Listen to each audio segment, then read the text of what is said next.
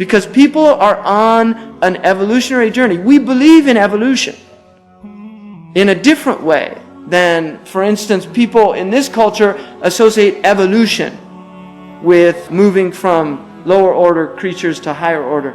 But the evolution of the soul is something very real. There are people at different levels. The Arabs say that hasanatul abrar, sayyatul muqarrabin. The good actions of righteous people are the bad actions of people in the divine presence. Because the evolution is different.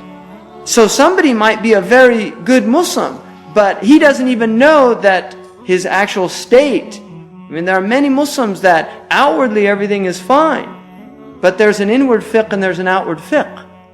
There are inward rules to the prayer, just like there are. You could do a perfect prayer outwardly. So your fiqh of the zahir is perfect. But your inward fiqh, the khushu' in the prayer, the khashya in the prayer, the tuma'nina in the prayer, the sakina in the prayer, the hudur, the presence of mind in the prayer.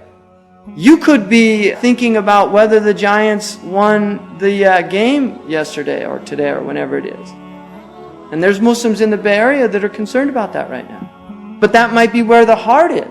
And where your heart is, that's where you are. So your body might be in prayer, but your heart is in sin. I mean, that's Bani Adam. So you have to look at the level of the person's spiritual evolution in speaking to them and understanding. I mean, I've heard people years ago that got in these big arguments with me and just this and that. And then years later, I met them and they apologized. In fact, that just happened to me recently from somebody. Came up to me and just apologized. Said, I just want to apologize to you. And I said, don't worry about it. You know, it's fine. But where that person was, he couldn't see something that he was able to see later about something that he thought was wrong, but later on he realized that it wasn't wrong based on his knowledge and his understanding at that stage. And that's something that we all go through. There are things that we think are absolutely wrong, and later we learn that they're right, or that they were at least possible, that there was room for interpretation. But people that are hasty to judge, that's a sign of spiritual immaturity.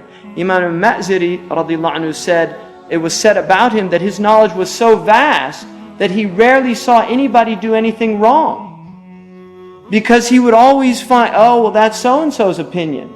Or maybe he's following so-and-so's fatwa.